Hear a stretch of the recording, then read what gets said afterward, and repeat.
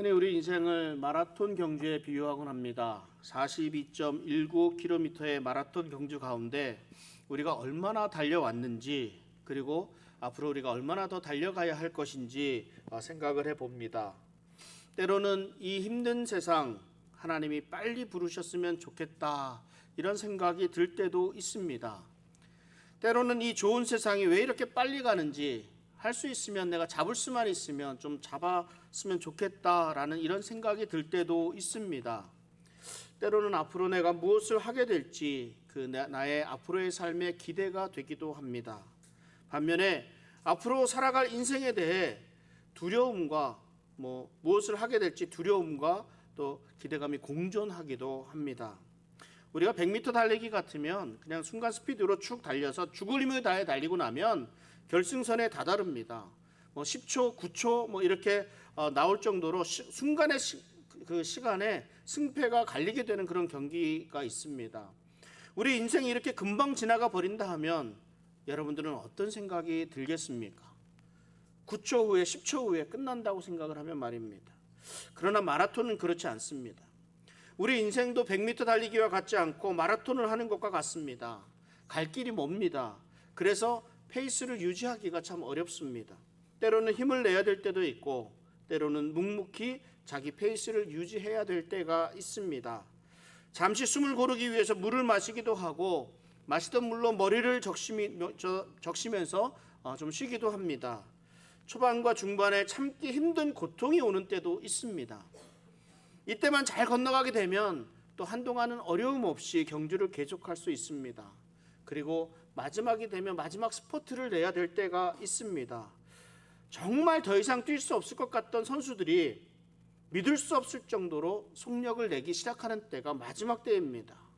결승선을 통과하게 되면 몸에 남아있는 기운이 다 빠져나갔을 것인데, 또 이들은 또 잠시 완주의 기쁨, 승리의 기쁨을 누리며 뛰어다니는 모습을 또 보기도 합니다. 마라톤의 결승점과 같이 우리 인생에도 결승점이 있습니다. 우리 인생의 마지막 결승점, 그곳에서 우리가 뛰고 기뻐하며 춤추게 되는 그날이 있다는 겁니다. 농부가 밭을 갈 때 농부들은 머리 숙여서 바로 앞에 딱을 보지 않습니다. 농부들은 눈을 들어서 저 멀리 있는 나무 기둥이나 바위나 산 중턱 등을 보면서 밭을 갑니다. 그래야 밭 이랑이 고르게 날 수가 있습니다. 목표를 분명히 하는 거죠. 그래야 똑바로 갈 수가 있기 때문입니다. 그래서 우리가 무엇을 보면서 살아가는가, 이것이 정말 중요하다는 말입니다. 여러분들 고사리 따라 가보신 경험이 있으십니까? 고사리, 널려있는 고사리를 쫓아가다 보니 전혀 알 수 없는 곳에 다다르더라, 이런 경험담들을 많이 듣게 됩니다. 고사리를 꺾는 것이 참 재밌습니다. 봉긋봉긋 솟아나는 고사리 어린잎을 보게 되면 그렇게 좋을 수가 없습니다. 고사리를 꺾는 것에 집중하다 보면 주변을 좋은 경관도 보이지를 않습니다. 오로지 고사리만 꺾으면서 가는 거예요. 그러다 보면 길을 잃어버리게 됩니다. 언젠가 펜실에 있는 호수에 캠핑을 갔습니다. 아마도 윌로우 스프링스라는 그런 호수인 것 같습니다. 캠핑장에서 호수까지 거리가 가까워서 아무 생각 없이 한밤중에 호숫가에 놀러 갔다가 길을 잃었습니다. 캄캄한 밤 아무것도 보이지 않습니다. 엄청나게 키가 큰 나무숲이었고, 또 호수에 닿아 있는 그런 경치들이 어디를 가도 다 비슷비슷합니다. 플래시라이트를 비추면 멀리 비추지 않고 바로 앞만 비추니까 길이 있어서 그 길을 따라 가면서 두세 시간을 헤맨 끝에 겨우 일행을 만날 수 있었습니다. 고개를 들면 나무숲이었고, 바닥에 길을 보면서 걸었는데 계속해서 같은 길만 계속 나오는 거예요. 2시간 동안 방황하다가 멀리서 들려오는 찻소리와 또 하늘의 별들 보면서 겨우 그 캠핑장을 찾았던 그런 기억이 있습니다. 어떻게 보면 우리들의 삶의 그 멋진 결승점을 바라보지 못하고, 먼 그 결승점을 바라보지 못하고, 우리는 바로 앞에 플래시라이트에 비추어지는 그 바로 눈앞에만 보면서 살아가고 있는 삶이 우리들의 삶인지 잘 모르겠습니다. 내가 잘 가고 있는지조차도 알지 못할 수도 있습니다. 사람은 무엇을 바라보느냐에 따라서 그 인생이 결정됩니다. 땅만 보면서 사는 사람은 땅의 것을 바라보며 살다가 비참한 인생이 됩니다. 하나님 나라를 바라보면서 사는 사람들은 하늘의 것으로 살면서 그 사모하고 기대하는 대로 거룩한 삶을 살게 됩니다. 미래를 보고 사는 사람은 미래에 올 꿈과 소망을 품게 될 것이지만, 과거를 보는 사람은 내가 옛날에는 잘 나갔는데 하면서 후회와 회한으로 점철된 인생을 살아가게 됩니다. 그렇다면 우리가 무엇을 바라보며 살아가야 하겠습니까? 오늘 말씀에서는 예수님을 바라보라 말씀합니다. 햇볕을 향해 고개를 들고 있는 꽃이 해바라기라면 우리는 예수님만 바라보는 주님 바라기가 되어야 합니다. 우리가 땅의 것들을 바라보고 산다면 눈에 보이는 비본질적인 것들에만 현혹되어서 그것들을 삶의 목표로 삼게 됩니다. 평안함을 위하다가 마음의 평안을 오히려 잃게 됩니다. 열정과 재미를 쫓다가 삶의 의미를 상실해 버리게 됩니다. 우리의 잘못된 삶의 목표, 헛된 꿈들은 결국 우리의 삶을 절망 가운데로 이끌게 됩니다. 우리의 모든 수고와 우리의 모든 행하는 모든 일들이 우리를 지으신 하나님과 무관하게 될 때 이 모든 것들이 다 헛되고 무의미한 것들이 되고 맙니다. 눈에 보이는 비본질적인 것에 마음과 생각을 뺏겨서 정작 중요한 본질을 잃어버리고 사는 삶이 참 불행한 삶이라 할 수 있습니다. 비본질을 쫓는 삶이 어떤 삶이겠습니까? 부와 명성과 쾌락을 쫓아가는 삶입니다.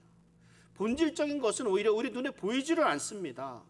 하나님 나라, 믿음, 소망, 사랑, 은혜, 축복, 행복, 이런 것들은 우리 눈에 보이지 않지만 우리 그리스도인들의 삶의 목표가 되는 정말 중요한 것들임을 기억해야 합니다. 히브리서 저자는 우리가 모델로 삼을 수 있는 믿음의 선친들에 대해서 바로 앞절의 11장에서 자세하게 기록합니다. 그리고 그 말씀 바로 직후에 우리의 삶을 경주에 비유합니다. 그러면서 예수님만 바라라 말씀합니다. 이 믿음의 선친들을 구름같이 둘러싼 허다한 증인들이라 말씀합니다. 구름같이 둘러쌌다는 것은 본이 되는 믿음의 종들이 아주 많다는 것 아니겠습니까? 그러나 이들 믿음의 선친들의 삶이 평탄한 삶이었다라고 말하고 있지 않습니다. 어려움을 당했지만 그 어려움을 영광스럽게 이겨낸 그리스도인이었다라고 말합니다. 우리가 이런 분들이 있었다는 사실을 알게 될 때 우리는 또한 우리 삶을 통해서 더욱 힘을 낼 수 있게 됩니다. 제프레이라는 그런 목사님이 계셨습니다. 이분은 신학교 목사님이셨습니다. 남침내 교단에서 1940년대에 80세가 넘을 때까지 그런 가르치는 일을 다 하셨던 그런 목사님입니다. 목사이자 교수인 이 목사님은 고통스럽고 비참한 일들을 참 많이 겪으셨습니다. 목사님의 아내가 일찍 세상을 떠났습니다. 또 목사님은 아버지로서 어머니를 대신해 그 아들들을 돌보아야 했습니다. 그런데 얼마 지나지 않아서 곧이어 그의 사랑하는 아들이 세상을 떠났다는 소식을 듣게 됩니다. 이 밖에도 많은 어려움을 겪으면서 그 모든 일들 가운데 그 목사님에게서 살아갈 힘을 빼앗아가는 위협으로 다가왔습니다. 목사님은 신학교에서 가르치던 일, 교회에서 설교하던 일들을 중단했습니다. 절망과 낙심에 빠진 그는 어떤 일에도 관심을 가질 수가 없었습니다. 더 이상 내가 아무것도 할 수 없구나. 이때 함께 신학교에서 사역했던 그 도서실 사서의 아내였던 엘리어트가 책을 한 권 목사님에게 전해 주었습니다. 그 책에는 포기하지 않을 것이다 라는 시가 들어 있었습니다. 이 시를 우리 같이 한번 읽어보도록 하겠습니다. 포기하지 않을 것이다. 포기하고 싶지만 포기하지 않을 것이다. 하나님과 의를 위해 밤낮으로 싸워야 할 전투가 있다. 포기하지 않을 것이다. 포기하고 싶지만 포기하지 않을 것이다. 피곤한 게 사실이다. 염려가 밀려들고 비참하게 느껴진다. 그리고 지칠 대로 지쳤다. 그러나 포기하지 않을 것이다. 포기하고 싶지만 포기하지 않을 것이다. 절대로 그렇게 하지 않을 것이다. 격전지에 누워 나의 방패를 던져버릴 수는 없다. 절대로 그렇게 하지 않을 것이다. 포기하고 싶지만 포기하지 않을 것이다. 나는 노래할 것이다. 오 하나님, 악의 군대 가운데 서 있는 제게 힘을 주옵소서. 포기하지 않도록. 이 시를 읽은 후 목사님은 책을 덮고 상실감과 패배감의 자리를 털고 일어났습니다. 포기하고 물러나려던 그 생각들을 날려버렸습니다.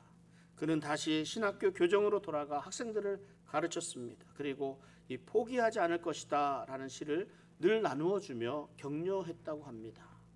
우리들 인생 살아가면서 포기해야 될 때가 얼마나 많은지 모릅니다. 아니, 포기하고 싶을 때가 얼마나 많은지 모릅니다. 그러나 이 포기라는 말을 생각하게 될 때 우리가 무엇을 보고 계속해서 힘을 낼 수 있겠습니까? 우리 주님을 바라보면서 힘을 낼 수 있습니다. 우리가 언제 불안하게 됩니까? 우리가 언제 포기하게 됩니까? 우리가 언제 두려움에 빠지게 됩니까? 우리가 언제 낙심하게 됩니까?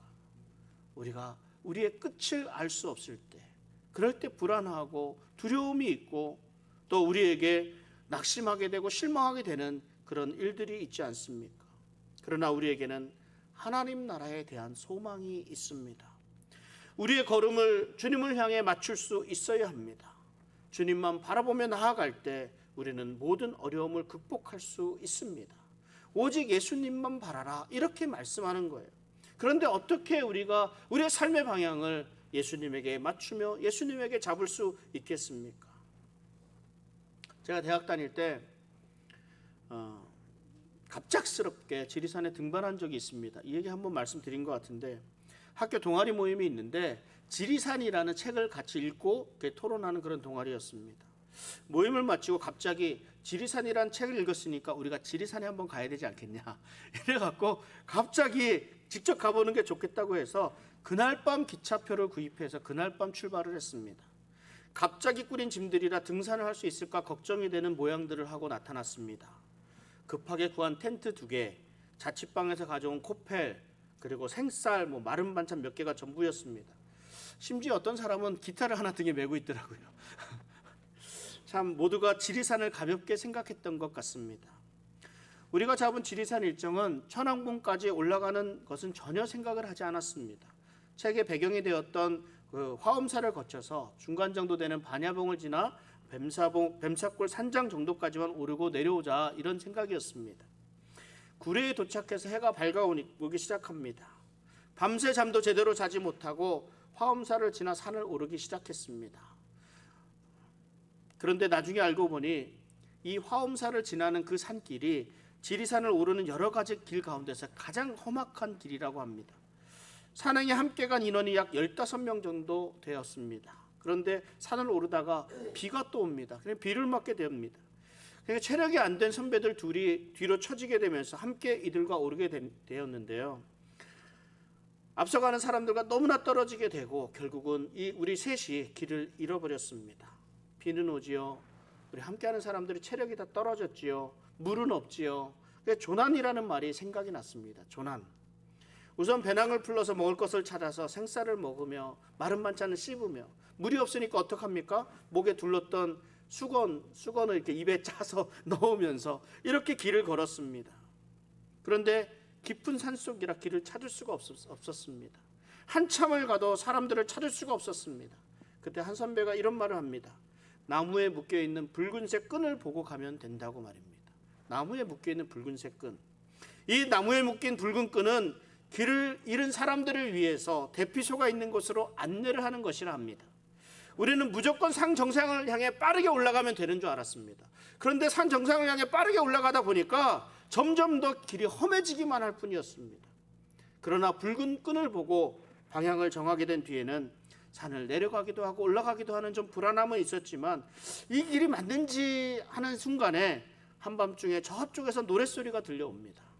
우리가 방향은 제대로 잡았구나. 그 소리가 얼마나 반가웠는지 모릅니다. 우리 동료들이 우리에게 들리도록 계속해서 큰 소리로 노래를 부르고 있었습니다. 살았구나, 이랬죠. 살았구나.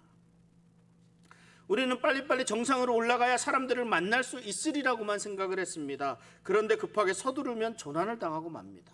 왜요? 방향이 전혀 틀렸기 때문에 그렇습니다. 방향이 중요합니다. 우리의 길을 바르게 인도하는 방향을 잡아준 것이 나무에 매어 있는 붉은 끈이었습니다. 끈을 따라가다 보니까 안전하게 대피소인 그 산장에 도착할 수 있었습니다. 여러분, 오늘 우리가 살아가는 이 세상은 점점 빠른 길을 가려고만 합니다. 고속 성장이라는 말이 있듯이 빠른 것이 좋은 것처럼 보입니다. 우리는 당장 당장 눈앞에 있는 것만 보고 살아가려고 하는 성향이 있습니다. 많은 사람들이 대부분이 많이 가진 것이 좋은 것이라고 말을 합니다. 많은 숫자가 모인 것이 진리인 것처럼 생각하면서 살아갑니다. 그러나 고속성장이라는 그런 이름 아래 무너져간 인간의 존엄성과 환경 파괴, 재해 같은 얼마나 많은 병폐들을 가져왔는지 모릅니다. 다수에 의한 횡포 속에 진리가 사라져갑니다. 사회적인 문제들이 발생하는 것을 보게 됩니다. 우리가 살고 있는 세상이 이렇다는 말입니다. 우리가 방향을 바르게 잡지 못하고 살아가는 정말 많은 사람들 가운데서 우리가 살아가고 있다는 것을 우리는 알아야 합니다. 우리가 살아가면서 사랑하는 아내를 먼저 보내야 될 때가 있습니다. 사랑하는 자녀를 먼저 보내는 어려운 일을 겪기도 합니다. 우리 인생의 산 정상을 향해 가려다가 길을 잃고 헤맬 때가 있습니다. 누구든지 삶에 굴곡이 있지 않겠습니까? 그렇다고 모두가 포기하는 것은 아닙니다. 마음을 굳게 먹고 다시 일어섭니다. 왜냐하면 우리에게는 마라톤과 같은 많은 삶이 남아있기 때문입니다. 아직 가야 할 길이 많기 때문입니다. 우리가 인생의 마라톤을 달려갈 때에는 그 결승선이 무엇인지 어디에 있는지를 잘 보고 달려가야 합니다. 그 결승전에서 환하게 우리를 맞아주시는 우리 예수님을 보고 달려가야 합니다. 어떻게 예수님만 바라며 살 수 있을까요? 어떻게 우리가 주님만 바라며 살아가는 인생이 될 수 있을까요? 히브리서 12장 1절을 다시 한번 봅니다. 이러므로 우리에게 구름같이 둘러싼 허다한 증인들이 있으니 모든 무거운 것과 얽매이기 쉬운 죄를 벗어버리고 인내로서 우리 앞에 당한 경주를 하며. 먼저 무거운 것을 버리라고 말씀합니다. 경주를 하는 사람이 경주를 하기 위해 첫 번째 단계가 무거운 것을 내려놓는 것입니다. 이 고대의 운동선수들, 마라톤 선수들이 경기를 할 때 옷을 입지 않고 달렸다고 합니다. 최대한 효율적으로 달릴 수 있도록 입고 있던 모든 옷, 그리고 지방, 살찐 거, 과체중 이거 다 제하여 버리고 달립니다. 우리의 신앙도 마찬가지입니다. 믿음의 경주를 가장 효율적으로 달리기 위해서는 무거운 옷을 벗고 몸속의 지방들을 빼야 합니다. 우리 그리스도인들도 영적으로 날씬해야 방해받지 않고 달릴 수 있습니다. 고린도전서 9장 25절에 이렇게 말씀합니다. 이기기를 다투는 자마다 모든 일에 절제하나니 그들은 썩을 승리자의 관을 얻고자 하되 우리는 썩지 아니할 것을 얻고자 하노라. 사도 바울은 우리의 영적인 몸을 가볍게 하기 위해서 절제라는 말을 사용합니다. 죄악된 행위는 아닙니다. 무슨 잘못된 행위도 아닙니다. 그러나 우리의 경주하는 것, 우리의 달려갈 그 길을 방해하는 것, 지체하게 만드는 것들, 이것들이 무거운 것들이에요. 우리의 우선순위를 어디에 두어야 하는지 지혜롭게 분별하라 말씀합니다. 내가 하고 싶다고 다 하는 것이 좋은 것이 아닙니다. 내가 먹을 수 있다고 해서 다 먹는 것이 유익이 되지 않습니다. 절제가 필요하고 지혜로운 분별력이 필요합니다. 하나님 나라의 일을 위해서 할 수 있지만 하지 않는 것입니다. 우리를 무겁게 하고 영적인 자유를 방해하는 것들을 피해야 한다는 말입니다. 제가 조금 무거운 말씀을 드립니다. 우리들 먹고 살기가 정말 힘들지 않습니까? 어렵습니다. 우리 직장 구하는 것도 어렵고 비즈니스를 하는 것도 어렵습니다. 잘 운영해오던 비즈니스가 한순간 힘들어질 때도 있습니다. 잘 다니던 직장에서 쫓겨나기도 합니다. 그러면 어떻게 해요? 막막하잖아요. 그나마 누리며 살고 있던 것들을 누리지 못하게 됩니다. 우리에겐 절망의 시간일 수밖에 없습니다. 미국, 뉴욕, LA, 한인타운, 샌프란시스코 지난주에 전쟁이 일어났습니다. 집 없어서 그 텐트 치고 살던 사람들 다 철거했거든요. 그런데 믿음의 사람들은요, 이런 상황 속에서도 우리 주님을 바라봅니다. 내게 직장을 허락하신 분도 하나님이시고 내게 비즈니스를 허락하신 분도 하나님이시고 내게 건강을 허락하신 분도 하나님이시고 내가 건강하게 일할 수 있도록 하나님이 허락하셨습니다. 그런데 하나님이 잠시 이 모든 것을 내게서 거두어 가셨습니다. 무엇하라고요? 숨을 고르라고요. 숨을 고르라고. 무엇이 정말 중요한 일인지를 점검하도록 하십니다. 무엇이 정말 중요한지 방향의 문제임을 깨닫도록 하십니다. 내가 어떻게 살아가야 할지 그 방향을 조정해 주시기 위함입니다. 많이 벌고 많이 가지는 것보다 더 중요한 것이 하나님의 뜻을 바로 알고 하나님의 뜻에 내 삶을 맞추어 간다는 것입니다. 이것을 바로잡지 않으면 세상에서 말하는 성공이라는 것이 오히려 내 삶을 망치는 결과를 가져오게 됩니다. 이 상황 속에 내게 전하고자 하시는 하나님의 음성을 잘 들을 수 있기를 바랍니다. 무거운 세상 짐을 진 사람들은 절대로 믿음의 경주를 감당할 수가 없습니다. 세상의 기준으로 가득 찬 우리의 생각과 우리 생활의 모습들을 벗어버리고 오직 주님만 바라보며 영적인 다이어트를 통해 건강한 신앙인의 삶을 살아갈 수 있기를 바랍니다. 또한 성경은 얽매이기 쉬운 죄를 벗어버리라 말씀합니다. 경주에 방해가 되는 모든 종류의 죄를 버려야 합니다. 이것을 탐욕이라 교만이라 자만이라 욕망이라 사도 바울이 말하는 육체의 정욕과 안목의 정욕, 이생의 자랑 이런 것들을 다 내어버릴 것을 말씀합니다. 디모데후서 2장 3절 4절 말씀이 있습니다. 같이 한번 읽어보겠습니다. 너는 그리스도 예수의 좋은 병사로 나와 함께 고난을 받으라. 병사로 복무하는 자는 자기 생활에 얽매이는 자가 하나도 없나니 이는 병사로 모집한 자를 기쁘게 하려 함이라. 아멘. 육체의 정욕, 안목의 정욕, 이생의 자랑들이 우리가 온전히 경주에 참가하지 못하도록 방해하는 것이라고 말씀하는데 이러한 것들이 장애물이 된다는 거예요.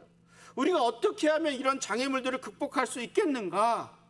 예수님만 바라보라 말씀합니다. 예수님만 붙들고 의지할 수밖에 없습니다. 예수님 외에는 죄의 문제를 해결할 수 없기 때문에 그렇습니다. 우리가 이런 죄의 문제를 해결하지 않으면 우리가 믿음의 경주를 한다는 것은 불가능하기 때문에 그렇습니다. 1890년대 후반에 캐나다의 클론다이크 광산에서 어리석지만 우리에게 큰 교훈을 주는 사건이 있었습니다. 클론다이크는 캐나다 북서쪽에 있는 작은 도시입니다. 한때 골든러시로 막장 그 광산들이 많으니까 골든러시로 유명하던 곳이에요. 서부에 황금을 찾아서 이동하던 사람들이 수레에 한가득 음식을 다 싣고 이 클론다이크라는 광산으로 몰려들었습니다. 굴 속에 들어가서 사람들이 사방에 금을 캐느라고 혈안이 되어 있습니다. 온 사방에 다 금이니까 막 다 캐갖고 다 싣고 있었죠. 몇 날 며칠을 금만 캐던 사람들이 어느 날 문득 깨닫게 되었습니다. 뭘 깨닫게 됐어요? 아, 식량이 떨어졌구나. 먹을 것 아무 신경이 안 갑니다. 왜? 금이 많으니까 금을 다 실어 담다 보니까. 얼른 수레에 금을 싣고 밖으로 나갑니다. 그런데 그때 마침 눈이 한 2, 3m가량 이상이 쌓여 있었습니다. 광산 밖으로 나갈 수가 없었습니다. 할 수 없이 수레 끌고 다시 굴 속으로 들어갔습니다. 그리고 마지막 말을 남긴 채 숨을 거두고 말았습니다. 우리가 금을 캐느라 시간 가는 줄 몰랐다. 산처럼 쌓인 금덩이를 옆에 두고 우리는 서서히 죽음을 맞이한다. 세상에는 자신에게 정말 중요한 것이 무엇인지 모른 채 물질에 눈이 멀어 사는 사람들이 정말 많습니다. 이 물질이 우리가 주님 앞에 섰을 때 무슨 도움이 될 수 있겠습니까? 지금 우리가 바라보아야 할 것이 무엇인지, 소중한 것을 얻기 위해서 우리가 포기해야 되는 것이 무엇인지 진지하게 고민해 볼 수 있기를 바랍니다. 여러분, 어떻게 주님만 바라보는 인생을 살아갈 수 있겠습니까? 믿음의 경주에 참여해야 돼요. 그 안에 들어갈 수 있어야 합니다. 우리가 아무런 공로 없이 구원받았다고 해서 우리의 구원의 가치를 격하시키는 그냥 경향들이 있습니다. 구원은 우리에게 주신 하나님의 선물이라고, 예수님을 믿기만 하면 구원을 받는다고 말하니까 우리가 구원받는 건 너무 쉽게 생각하는 것 같습니다. 구원이 선물이라고 해서 그 가치가 떨어진다는 것은 아닙니다. 값으로 매길 수 없는 그런 가치가 있는 것이기 때문에 선물로 줄 수밖에 없다는 말입니다. 구원은 우리가 아무리 비싼 값을 치른다고 해서 얻을 수 있는 것이 아닙니다. 우리가 아무리 노력을 한다고 해도 얻을 수 있는 것이 아닙니다. 이 사실을 분명히 해야 됩니다. 그러니까 하나님께서 우리에게 구원을 선물로 주신 거예요. 선물이라 하니까 우리가 구원을 공짜로 받은 것 같습니다. 그러나 공짜가 없습니다. 예수님이 그 값을 대신 치러 주셨습니다. 그러므로 우리가 예수님을 우리의 구원자로 믿을 때 구원이 있는 겁니다. 선물이 공짜가 아니잖아요. 선물하는 사람의 수고와 가치와 그 값어치가, 그 수고가 다 들어가 있는 것이 선물 아니겠습니까? 여러분, 마라톤을 마치게 되면 당신은 42.195km를 완주하였습니다 라는 증명서를 끊어줍니다. 그런데 이 증명서가요, 누구에게만 주어집니까? 출발점에서 등록한 사람들에게만 이 증명서가 주어집니다. 경기에 참여를 하지 않고 야, 그 증명서 멋있어 보인다, 나도 한 장 만들어 달라 그래서 만들어지는 것이 아니라는 말입니다. 그리스도인들이 그 경주에 참여해야 되는 거예요. 경주에 참여해서 달려가야 합니다. 이것이 그리스도인의 삶이 되는 겁니다. 그럼에도 경주에 참여는 하지 않고 경주한 자들이 누리는 축복만 함께 받고 싶어 합니다. No pain, no gain이라는 말이 있습니다. 고통이 없으면 얻는 것도 없다는 말이 있습니다. 우리가 그리스도인의 삶을 살아야죠. 그리스도인의 삶, 하나님을 위한, 하나님 나라를 위한 삶, 하나님이 우리에게 요구하시는 삶이 있지 않습니까? 믿음의 경주에 참여한다는 것은 예수 그리스도를 영접하고 예수님을 바라보면서 믿음의 삶을 살아간다는 말입니다. 히브리서에서 말하는 이 경주한다는 말에는 무엇이 이것을 의미하는지를 구체적으로 설명을 합니다. 믿음을 가지고 죄수들을 방문한다고 합니다.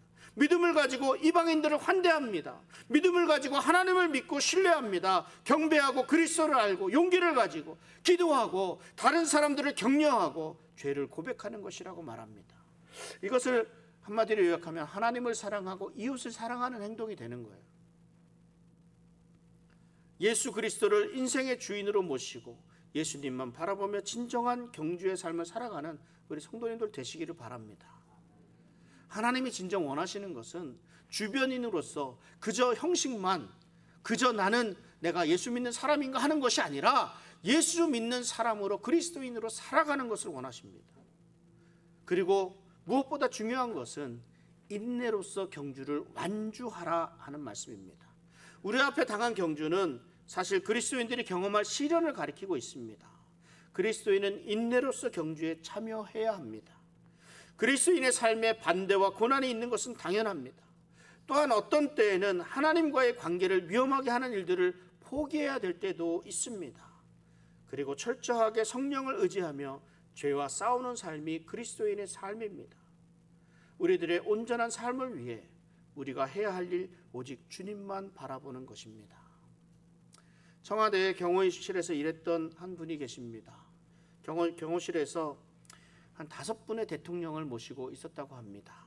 주대준 장로님이라는 분인데 이 주대준 장로님이 바라봄의 법칙이라는 책을 썼습니다. 이 책에 이런 표현이 있어요. 청와대로 간 요셉이라는 글이 있었습니다. 그분이 어렸을 때 교회에 갔다가 주 예수를 믿으라. 그리하면 너와 내 집이 구원을 얻으리라. 이 말씀을 보고 성이 주시고 이름이 예수인 사람을 믿으면 되겠다. 이래서 날마다 생각합니다. 주씨 아저씨 이러면서 기도했다고 합니다. 그 장성에서 장로님이 되면서 예수님을 마음에 두고 항상 그분만을 바라보며 주님이 인도하시는 길을 순종하며 따라 살아갔습니다. 그는 사람들과 하나님으로부터 존귀한 인생으로 평가받는 사람이 되었습니다. 이 장로님의 비결이 바로 예수님만 바라보고 산 삶입니다. 이것이 곧 바라봄의 법칙이라 말씀합니다. 제가 말씀을 맺습니다. 우리가 주님을 바라보며 살아가는 인생, 그 인생을 살아가는 우리 벨리 한인 장로교회 복된 성도님들 되시기를 바랍니다. 우리들의 몸과 마음에 달고 있는 이 무거운 것들 다 벗어버릴 수 있기만을 바랍니다. 영적인 다이어트라고 하잖아요. 영적인 다이어트에 성공해서 오직 주님만 바라보며 인내하며 경주에 참여하고 주님과 동행하면서 복된 삶을 누리는 우리 승리하는 성도님들 되시기를 주님의 이름으로 축원합니다. 우리 이 시간 같이 좀 기도하겠습니다.